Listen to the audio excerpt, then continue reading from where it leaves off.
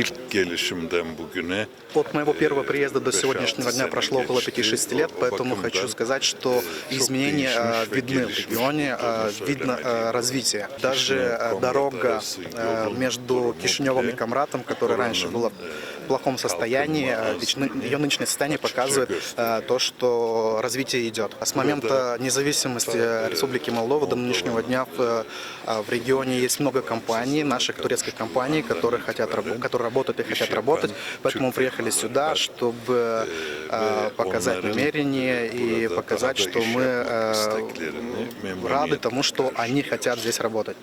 Между Республикой Молдова и Турцией возможно только сотрудничество и дружба, и нет места никакому политическому соперничеству. И Гагаузия является важным мостом, который соединяет наши две страны и который укрепляет наше сотрудничество.